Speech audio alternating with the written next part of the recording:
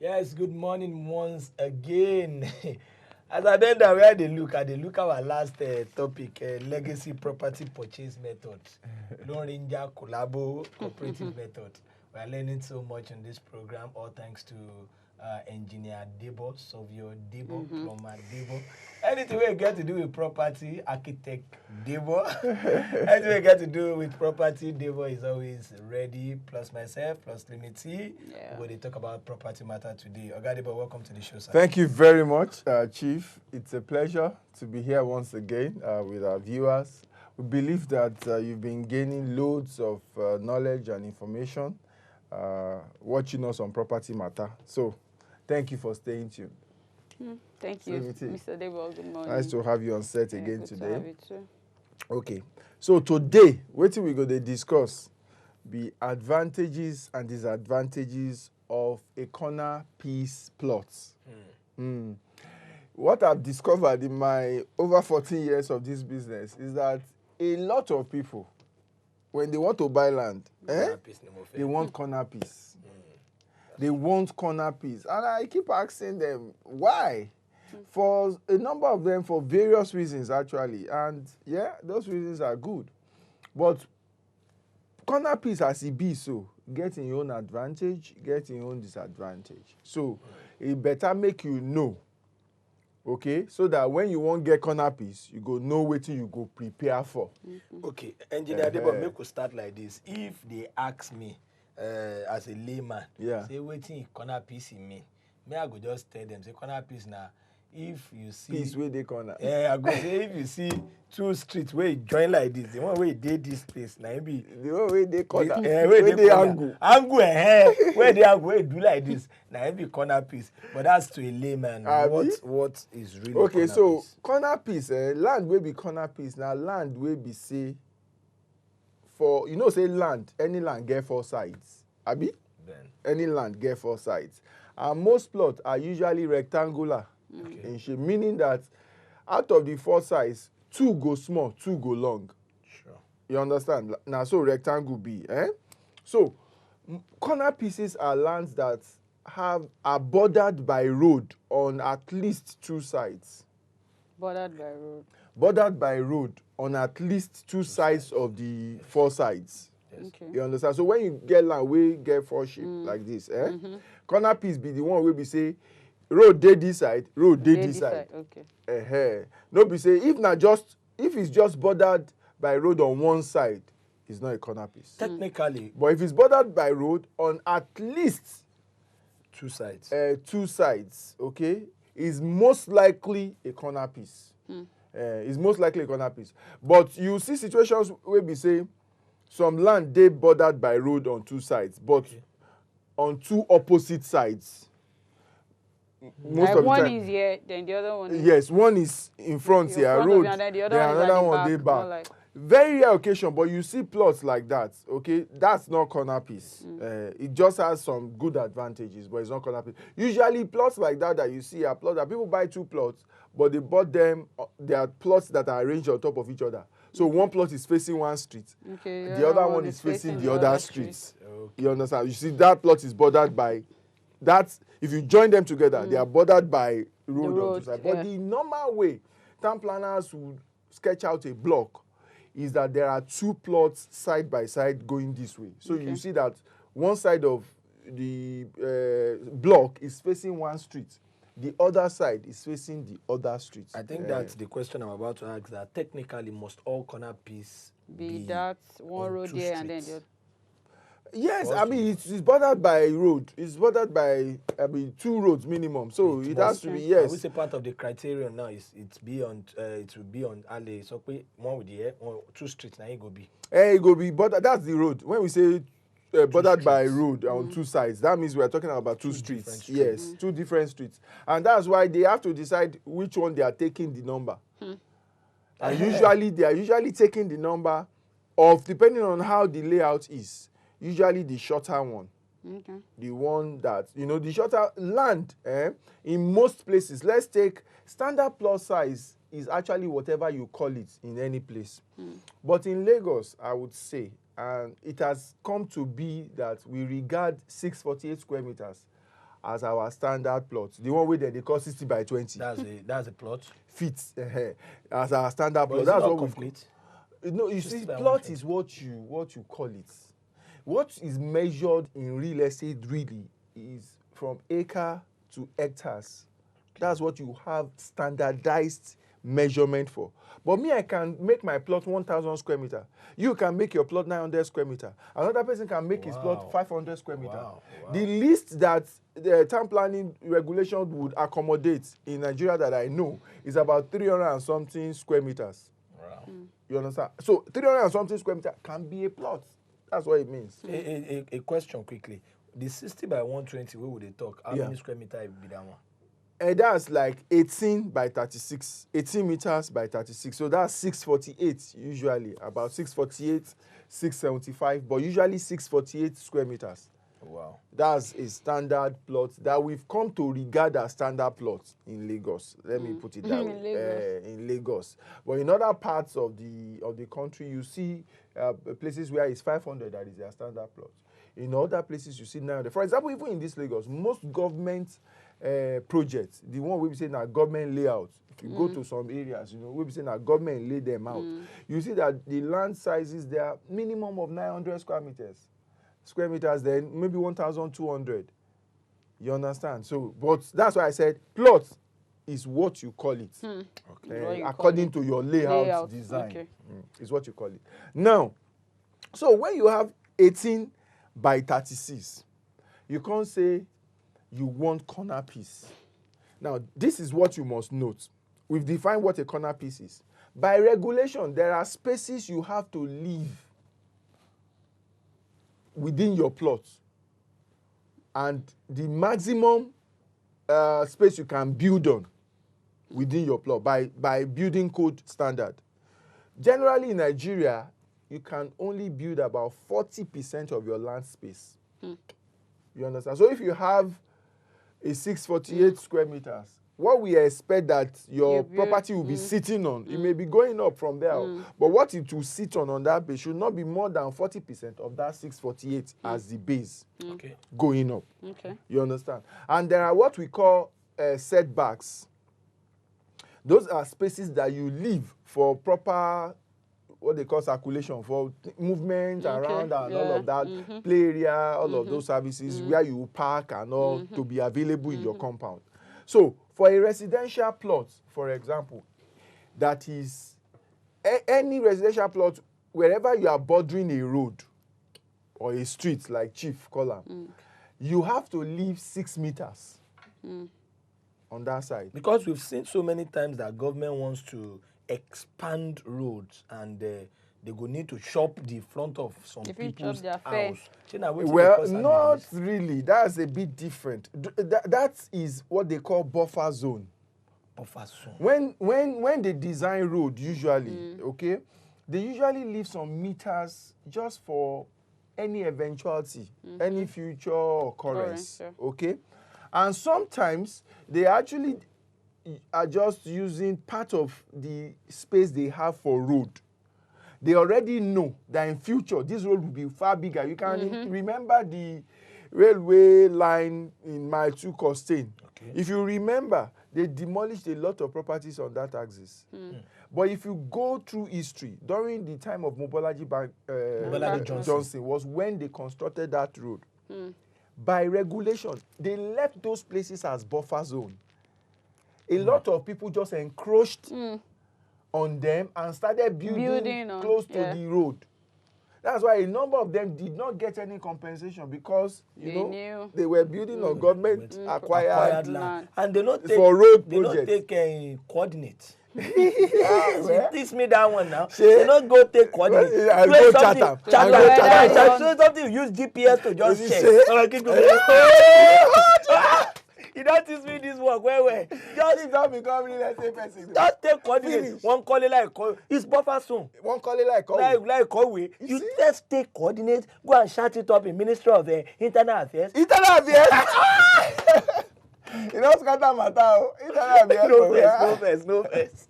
Let's go on. Maybe just give you certificate, but that internal affairs, I was thinking of giving you certificate. I must be but that internal affairs is not when internal ministry, house and building.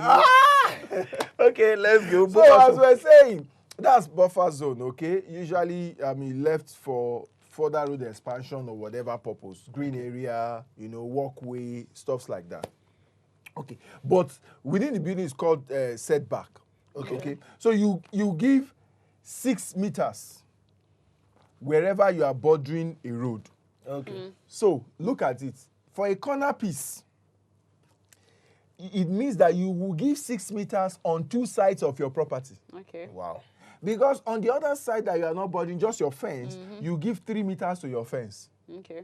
So a regular residential plot that is not a corner piece, in front that is bordering road, when you assess the plot, where you assess the plot from, it will give 6 meters. Then on the 2 sides and at the back to the fence, you will leave 3 meters as setback each. The implication of that, let's take for example, a property that is a corner piece, okay? And let's say is 648 in measurement. Why people, let me say this before I go on. Why people usually prefer corner piece or want corner piece is for 2 reasons. Okay. Most of the time, a lot of corner pieces are usually bigger than regular plots. I did hear that one. They are usually bigger than regular plots. And the reason that happens a lot of the time is that when a town planner is drawing out a block, they have the regular plot size they want to use.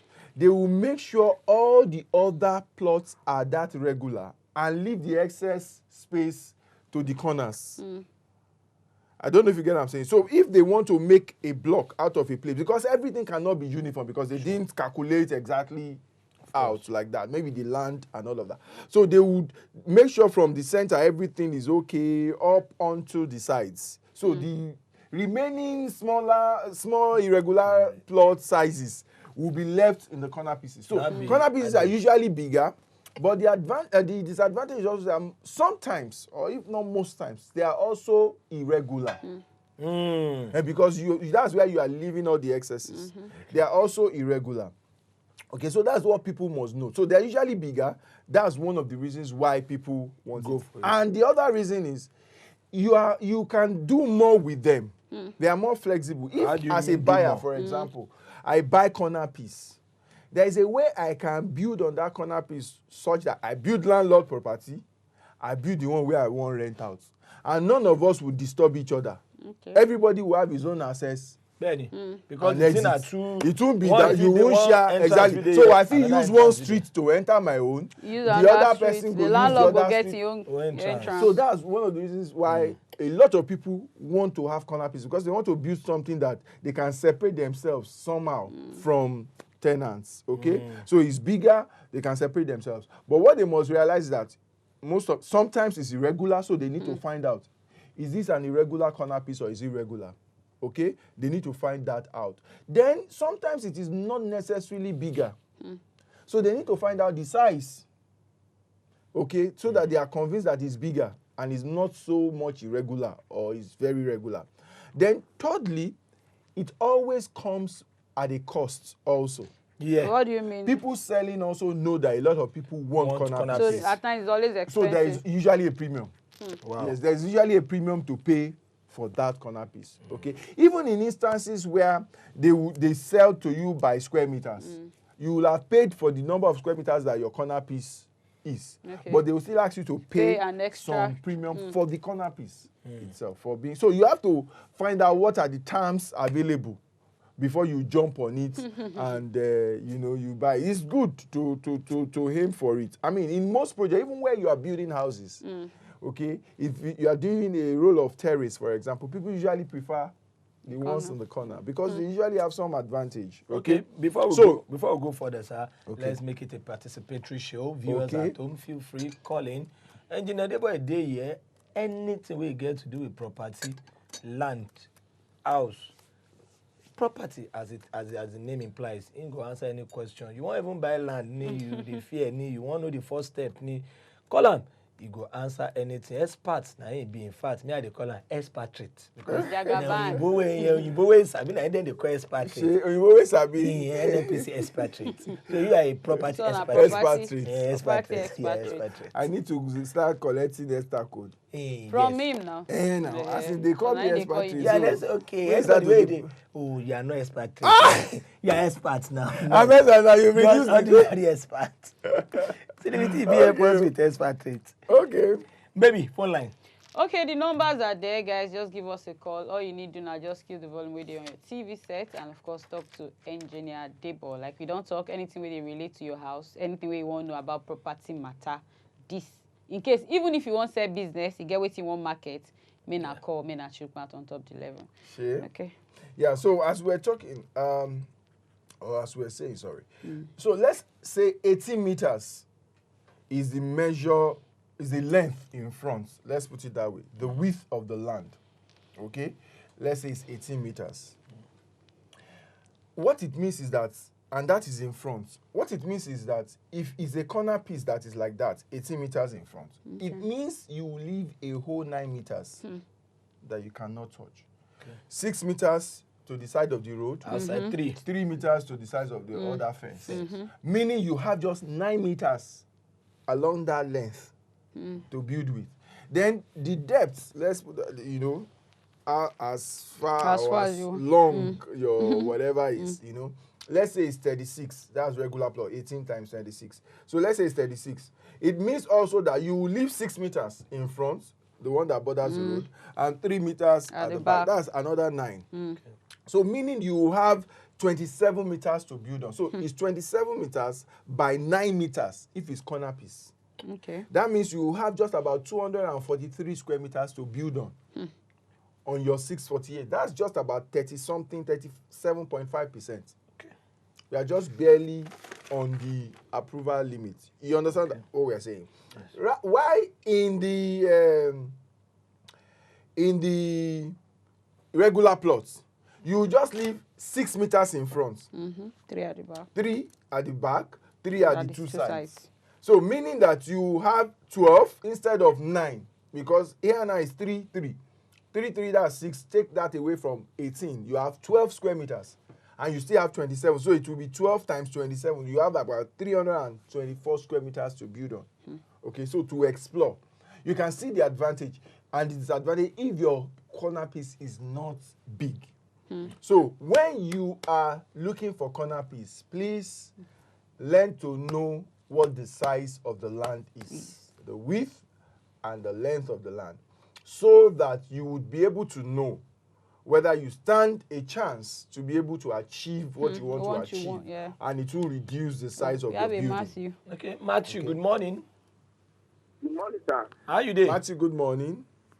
I'm doing fine, morning, sir. So, I want to support you. Good morning, sir. So good morning. I want to know maybe when person buy a land and he want to do a survey of the land, a acre of the land, and another place is 2 plots of the land.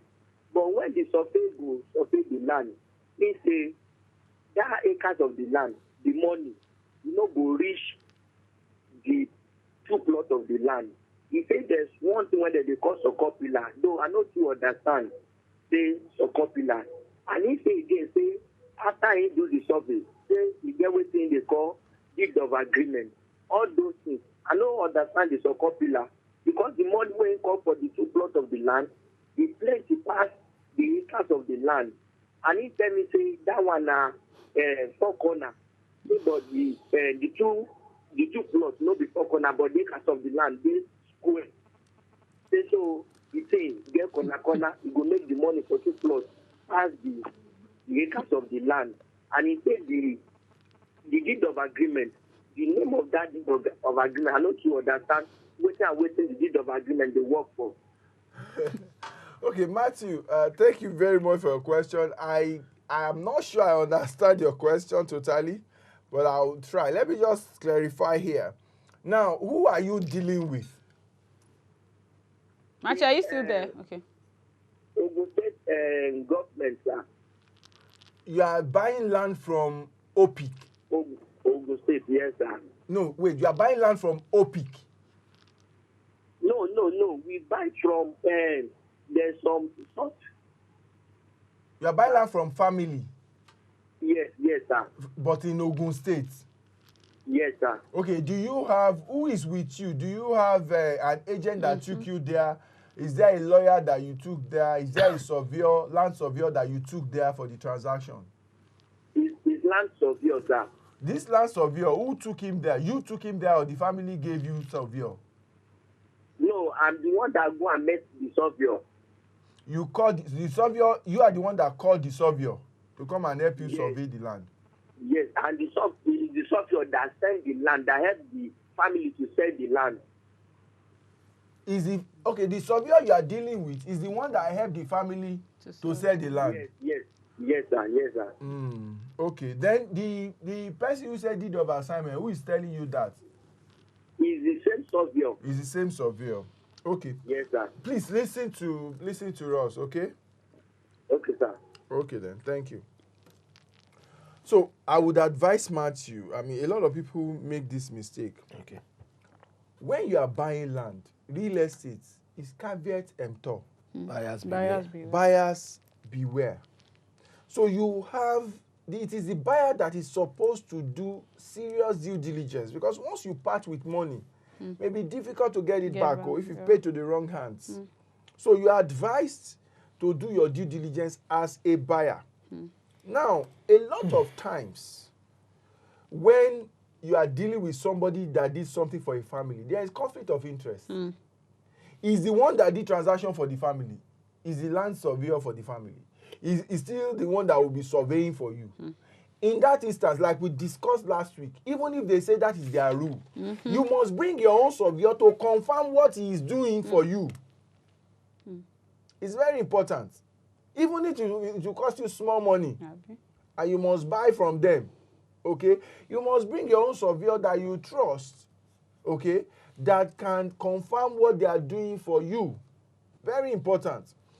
For example, because when it says the cost of surveying 1 acre, the cost of surveying 2 plots is much more than that of surveying 1 acre. I don't understand it. I understand that a plot can have irregular shape. So you have a lot of beacons that you take, because when you survey, actually, what you are doing is you are measuring the land, and it's every straight line you measure when you are surveying. So if the land is irregular shape like this, you will just be tracing from one end to another. It won't be 4 corners like that. If a land is very regular, it will be 4 corners, just 1, 2, 3, 4 points, because it's from here, draw straight, from here, draw straight. But once it's not straight. It's not straight. It's just woggle. Woggle. Or what do they call it? Zigzag. When it is just like that, it is. If I say zigzag now, you say, I dey speak English. Woggle, you allow. So you have to, yes, so you will spend more money on pillars and beacons and get more beacon numbers. But I still doubt whether it will be so much irregular as to cost more than an acre. Because in Ogun State, for example, in Lagos State and in some states in Nigeria, there are fixed amounts per size of land that it costs you to survey. It's already with the SOCOM, that's the land surveyor regulatory body, and government and the ministry, the lands ministry, they already have agreed the rates that a surveyor should charge per size of land, okay, in any state. So please take your surveyor along with you to verify that. Then please get your lawyer. You should be the one doing the deed of assignment and they signing. Your lawyer should be the one. If they insist on doing it, maybe because also it's an estate, we discussed that last week and all of that. At least get your lawyer to review the documents that they will be doing for you. It's very, very important, okay? Very, very important. So I would encourage that you get professionals on your job. And please, I would appeal again. I can't say it enough. I know we emphasize it. That you listen to this program, that you know 1 or 2 things about real estate. Does not say when you are doing your transactions, you should think Don't that go you are professional. knowledgeable enough to handle it. No, I won't. As I am, there is still no property that I buy that I don't engage the appropriate professionals. And I will tell you, number one, for my protection. Bam. Now, and why do I say so? It's not as if I don't know. In fact, some of the documents, I usually have my input in them. You understand? But for my protection, let's say, for example, there is even a dispute. And we had an agreement. You know that there is an agreement that is tenable in the law court. Yeah, sure. If it's not drafted by a lawyer, for example, you may have difficulty tendering it as evidence in the court. Say tenancy agreement, for example. Do you understand? So if you just are doing things on your own, or they put clauses there that you did not know the implication or the Implication, yes. and conditions. you know, I mean, and you may be it's not yes. You may find yourself where you don't want. So, and then those professionals have signed to some code of ethics that ensures that they do the proper thing for you, and that if they don't, you can report them. And some of them stand a chance to lose their license. So, right thinking ones will not want to do something funny. When you engage them and you are paying them, they are loyal to you. They are able to help you, you know, go through the land miles. You have to be very, very, very careful with that. So I would encourage you to. Engineer Debo, talking about due diligence now and involvement of lawyers. When you say lawyer now, I know that there are different types of lawyers, the ones handling civil cases, criminal matters and everything. Yeah. Is it any lawyer we can consult for property, or there are specific lawyers that deal with property? Okay. Thank you very much for that question. You see, law is a professional course. Like accounting, like engineering, like they are professional courses, okay? So there are areas of specialization. I haven't trained generally the basic rudiments of law, going through faculty of law, then the law school, and all, and you've passed out as a lawyer. You know generally the workings of the law, okay? But in practice, you specialize a lot. Yeah. So some of them specialize in litigation, and even in litigation, they specialize in particular type of litigation. For example, there are those, this is era of tribunal, election tribunal. There are those that are specialists in the area of election stuff. Let's take Yomi from Oyo. So, okay. Yomi, good morning. My brother is having a land in Osun, and that land, during the February crisis, the property, the document of that landed property was got burnt.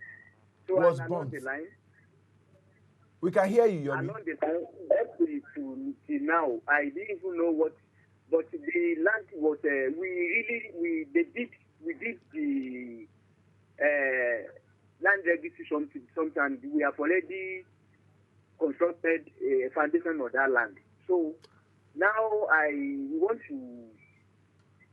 didn't know the next process on the land.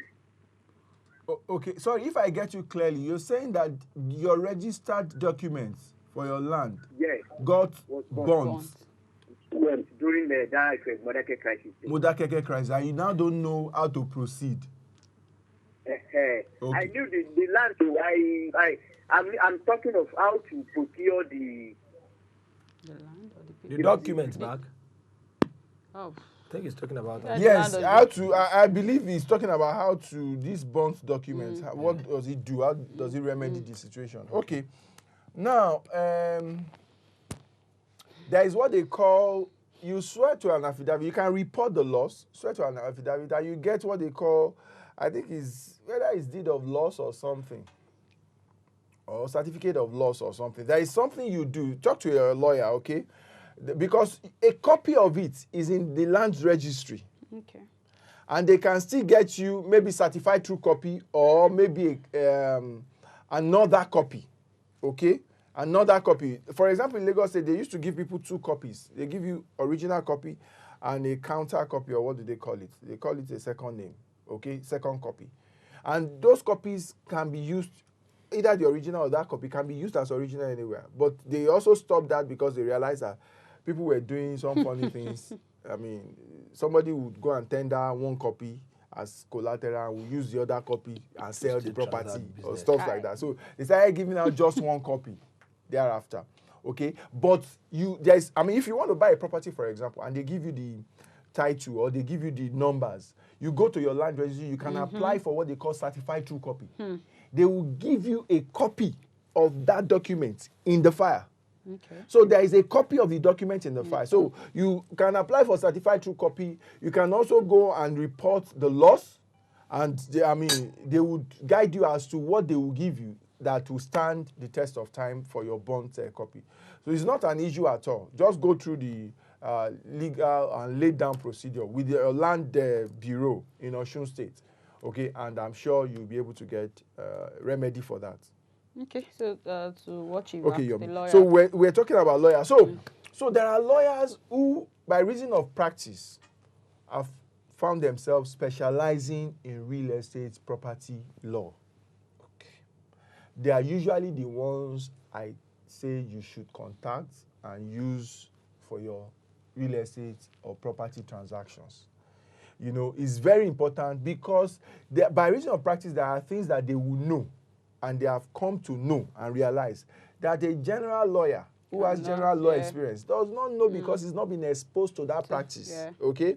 So there are people specialized in marine law and all of those things. And so there are real estate lawyers, lawyers that are specialized in the area of, real estate. They may have one or two specialties beyond real estate, but they do real estate. Yes. So those are to calculate percentage when you say house. I don't know about percentage. That's not the law. That's agency. They don't know, but we are talking about the legal intricacies in land matters. How to navigate your way in a land transaction. They will guide you how to do your research, family, make sure that they are right, the type of document to look for, do your due diligence with the land bureau, and all of those things. They will take you through all of that because it's something that they have come to know by way of experience.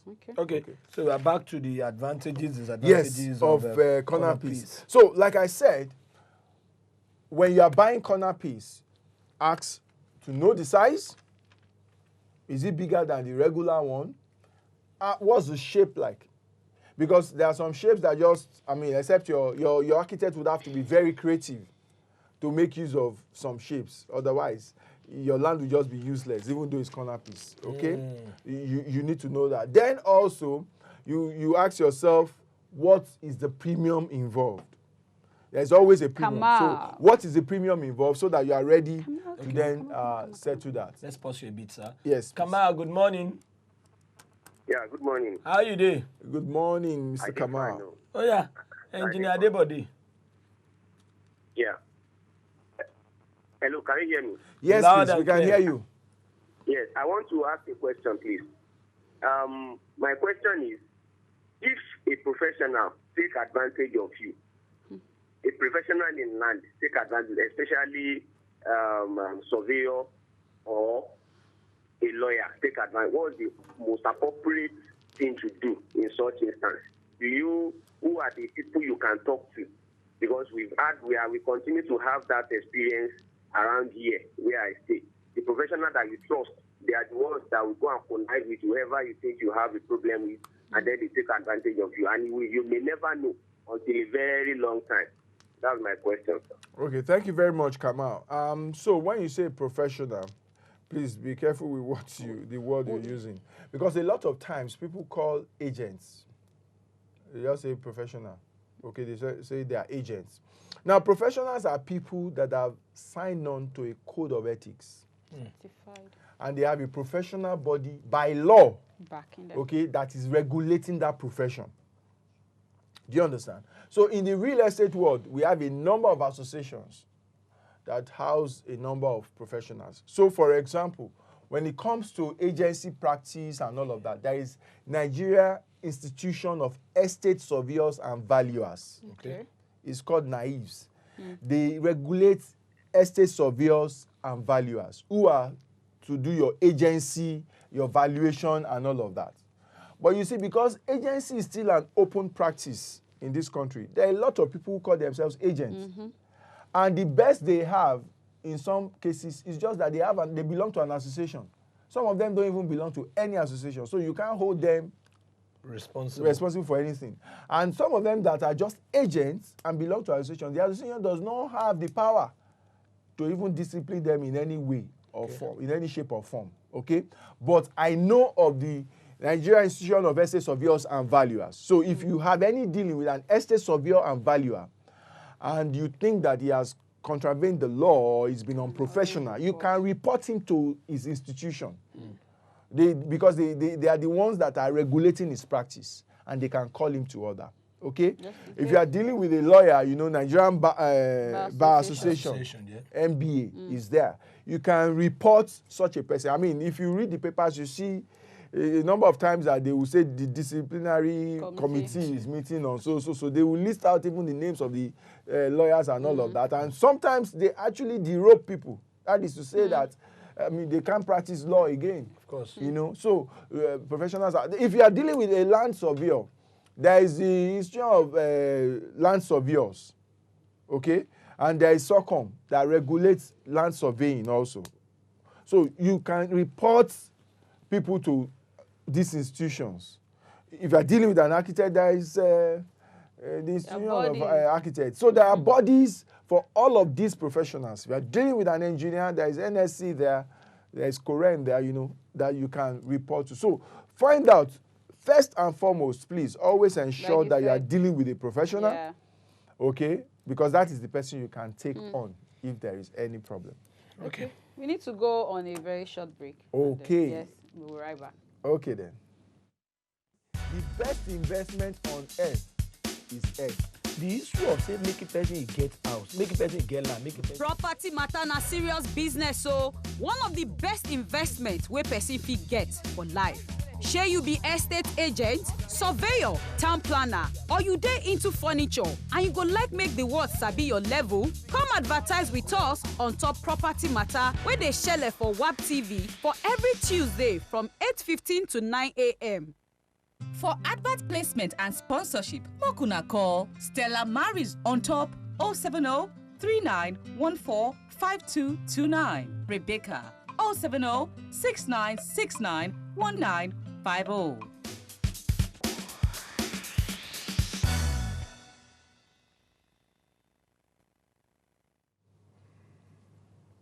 Yes, you are welcome back to Property Matter, and the matter still dey go on with Engineer Debo.